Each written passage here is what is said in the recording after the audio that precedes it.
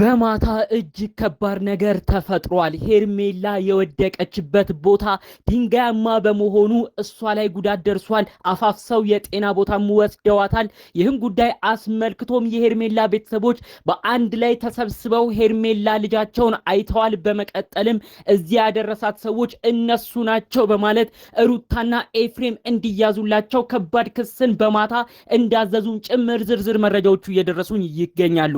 ይህን ጉዳይ አስመልክቶ ሩታና ኤፍሬም እንደ ቀልድ የጀመሩት ጉዳይ ወደ ሌላ ጦስና ጣጣ አምርቶ በቅርቡ እንግዲህ ሩታና ኤፍሬም በህግ ጥላ ስር ሊያውላቸው እንደሚችልም ነው ዝርዝር መረጃዎች እየደረሱኝ የሚገኘው። ተመልከቱ ጉዳዮች ሁሉ እንዴት እየተቀየሩ እንደሚገኝ።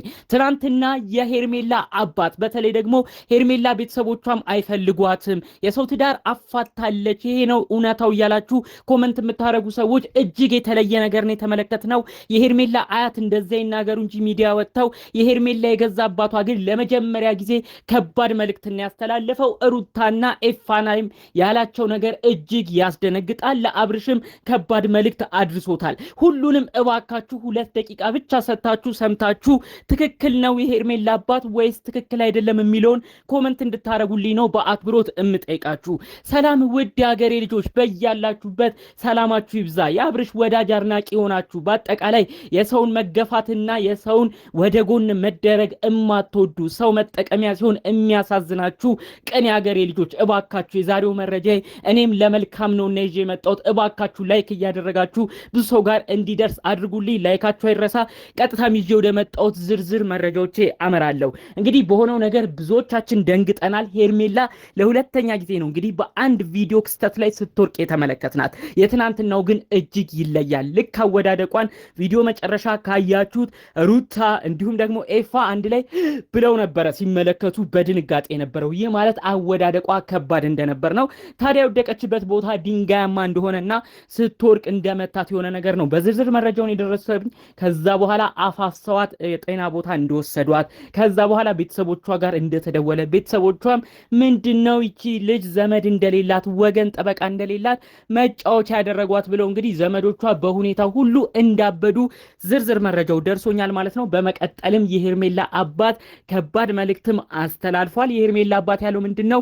አብርሽ እንዲሁም በሱ በኩል ያሉ ሰዎች መጠየቅ ካለባቸው ይጠየቃሉ። ልጃችን መጫወቻ ሆነች፣ ልጃችን እንደዚህ እንድትሆን አንፈልግም ሲሉ ነው መልእክታቸውን ያስተላለፉት። በተለይ የሄርሜላ አባት በጣም በሚገርም ሁኔታ ነው ለልጃቸው ዋስ ጠበቃ ሆነው ሲከራከሩ የነበረው። ከዚህ ቀደምም የሄርሜላ የቅርብ ቤተሰቦቿ ለሷ ይከራከራሉ፣ ማንንም አይሰሙም ብዬ ቪዲዮ ስሰራ ውሸት ነው ሄርሜላን ቤተሰቦቿም አይፈልጓትም እያላችሁ ነበር። ይሄን ነገር በደንብ ላስረዳችሁ። ይሄ ጉዳይ ምን መሰላችሁ? የሄርሜላ አያት አሉ ቡታጅራ የሆነ አካባቢ የሚኖሩ እኛ ሰውዬ በሆነ ጊዜ ቃለ መጠይቅ ተደርጎላቸው እኔ በሄርሜላ አዝኛለሁ ብለው ተናግረው ነበር። ይሄን ነገር ግን የተናገሩት የሄርሜላ አያት ዩቲዩብ በሚያሳዩአቸው ቪዲዮ ነው። እሷ የምትኖረው ከአባቷ ጋር እዚህ ከቅርብ ዘመዶቿ ጋር ናቸው። እሷ ቅርብ ዘመዶች ደግሞ የሚሉት እሷ እንድታገባ እንድትለወጥ ነው እንጂ የምንፈልገው ሌላ ነገርን አንፈልግም። ልጃችን ግን እንዲመጠቀሚያ እንድትሆንም አንፈልግም። መጠየቅ ካለብንም ይችን ልጃችንን እንዲህ እንድትሆን ያደረጋት ራሷን እየሳተች እየወደቀች ራሷም እንዲጎዳ ያደረጋትን ሰው ከሱ ጋር ነው ችግር የሚፈጠረው፣ ከሱ ጋር ነው ክሳችንንም የምናነሳው ብለው እንግዲህ ሩታና ኤፋ ላይ ክስ ሊመሰርቱ እንደሆነም ነው በዝርዝር የሰማሁት። ተመልከቱ። ሩታና ኤፍሬም እንግዲህ እዚህ ነገር ውስጥ በማይታሰብ መልኩ ገብተውበታል። አብርሽን ወደኛ እንመልሳለን ብለው የማይኮን ትልልቅ ስህተትን ሰርተዋል። በመጀመሪያ አብርሽን አፍዘውታል። እንዳያችሁት ትናንት በተለቀቀው ቪዲዮ ድረስ ምንም አልነቃም። ያለው ነገር ሁሉ እንደ ድራማ ነው ፍዝዝ ብሎ የሚያየው። ይሄ ነገር ወደፊት አብርሽ ሲነቃ ወደ ራሱ ሲመለስ ከባድ ችግር ነው እንግዲህ በሩታና ኤፍሬም ላይ የሚያመጣው። ከእንግዲህ እነሱንም አያምናቸውም። ከዛ በኋላ ደግሞ እንግዲህ እዛው የተጠቀሙት ጉዳይ አብርሽን አፍዘው ሄርሜላን ለማስቀናት የሄዱበት ነገር ደግሞ ሄርሜላ ተናዳ ብስጭት ብላ ራሷን እስከ መሳት ድንጋይ ላይ እስከ መውደቅ አድርሷታል። ይሄ ደግሞ ትልቅ ውስብስብ ችግር አምጥቷል። እሷ አንድ አካሏ በደንብ ቢጎዳ ወይም ደግሞ እንዳለችው ጽንስ ላይ ሆና እርግዝና ላይ ሆና እርግዝናው ላይ ሌላ ችግር ቢያመጣ ደግሞ እዩት፣ ተመልከቱት። ማን ነው እንዲያረጋት ማን ነው እንድትደነግጥ ያደረጋት ብሎ ህጉ ምን አይነት ነገር እየሰፋ እነሱን ተጠያቂ እንደሚያደርግ ተመልከቱ ዝም ብላችሁ። አንድ ሰው እርግዝናው የታወቀ ጽንስ ላይ እንደሆነ የታወቀ ያንን ሰው ለሚያስደነግጥ ነገር መጣል፣ ለማይሆን ነገር መጣል ተጠያቂ እንደሚያደርግ ይታወቃል። ስለዚህ ሩታ እንዲሁም ኤፋ እዩት፣ ተመልከቱ የሄዳችሁበትን ርቀት።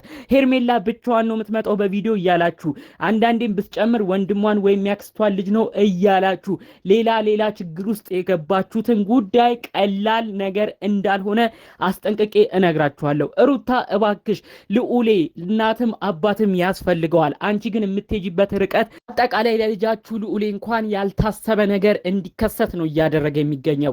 አንቺ የሆነ ነገር እውነትም እንደተባለው ክሱ ቀጥሎበት አንቺ ኤፋም ብትያዙ፣ በተለይ እናቷ አንቺ ብትያጂ ልዑሌ ማጋ ነው የሚሆነው። አብርሽን ይኸው እንደዚህ አፈዘዛችሁት። ማን ነው ልዑሌን የሚንከባከበው? ለምንድነው ለነገሮች ሁሉ ትኩረት ማድረግ ያቃተሽ? እባክሽ ሩታ ካለሽበት የቅዠት ከማይሆን ህልም እንድትወጪ መልእክቴን አስተላልፋለሁ። ኤፋም ብትሆን ህዝቡ ሁሉ አዝኖብሃል። ቡታጅራ የሚገኙ ቤተሰቦች ሁሉ አዲስ አበባ እንመጣለን እያሉም እየዛቱ ይገኛሉ። አንተም ብትሆን በወንድምህ ያለ ካመኔታ ወደፊት በምን ያህል ደረጃ እንደሚቀጥል እሱ ፈጣሪ ይወቅልህ። እንዴት ወንድምህን በዚህ ልክ አፍዘህ ጭራሽ ሰው የሌላ ሶስተኛ ሰው ለመጉዳት ትሯሯጣላችሁ? አብርሽና ሩታ በጋራ ይኑሩ ብለን እኮ እኛም ብዙዎቻችን ጨቅጭቀን ለፍልፈን ነበር። ነገር ግን ምንም አይነት ነገር በግድ የሚሆን ነገር የለም።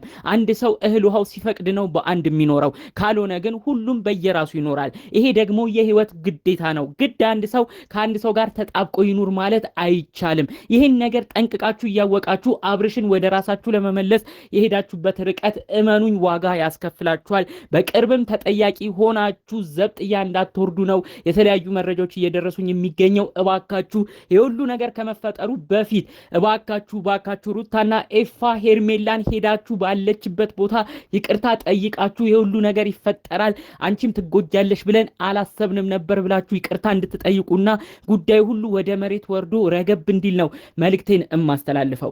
ከሰሞኑ የሚለቀቀውን ቪዲዮ አስመልክቶ በቲክቶክ 2 ቦታ ሰው ተከፍሎ እየተከራከረ ይገኛል። የሄርሜላ ወዳጅ አድናቂ የሆኑ ሰዎች በአብርሽ አትፍረዱ፣ አብርሽ አንገቱ ላይ ሀብሎቹን ካረገ በኋላ የሩታ መጥፎ ነገሮች የተደረጉበት ሀብል ከተደረገ በኋላ ነው አብርሽ የፈዘዘው ሲሉ፣ ሌሎች ደግሞ የሩታ ወዳጅ አድናቂ የሆኑ ሰዎች ደግሞ የለም አብርሽ ወደ ራሱ የተመለሰው የፈዘዘ መስሎን ነበር፣ ነገር ግን ወደ ራሱ ተመልሶ ሁሉን ነገር የረሳ መሰለው ሄርሜላ ያደረገችለትን ከባድ ነገር የተደረገበት ሰዓት ከወለቀ በኋላ ነው ብለው ደግሞ ሌላ ሐሳብ አስተያየት የሚሰጡ ሰዎችንም ተመልክተናል። እናንተስ በማን በኩል ነው እውነታ ያለው ብላችሁ ታስባላችሁ? አብርሽ እንደተመለከትነው ሩታ ምን ብድለሽ ነበር፣ ምን አጥፍተሽ ነበር እኔ ላይ ያለ ጭራሽ ሁሉን ነገር ረስቶ ፍዝዝ ባለ መልኩ ነው በትናንትናው ቪዲዮ የተመለከትነው ብዙዎቻችንም ያስደነገጠን። እናንተ ግን አጠቃላይ ባለው ሁኔታ አብርሽ የቱ ጋር ነው የፈዘዘው፣ ማን ነው እንዲያረገው ብላችሁ ትጠብቃላችሁ? እውነት ሰዓቱ ነው ወይስ ሀብሉ? ይሄ እስካሁን ያልተፈታው እንቆቅልሽ ነው። እናንተ ግን ያላችሁን ሐሳብ አስተያየት ብታስቀምጡልኝ ደስ ይለኛል። በሌላ በኩል የሄርሜላ አባት የልጃቸውን ሄርሜላ መብት ለማስጠበቅ በልጃቸው በኩል ዋስ ጠበቃ ለመሆን የሄዱበትን ርቀት እንዴት ተመለከታችሁ? ያለውን ጉዳይ ወደ ህግ ያምራ እነሱ የሚጠየቁልኝ ብለው ለልጃቸው ጠበቃ የሆኑበት ነገር ልክ ነው ብላችሁ ታስባላችሁ?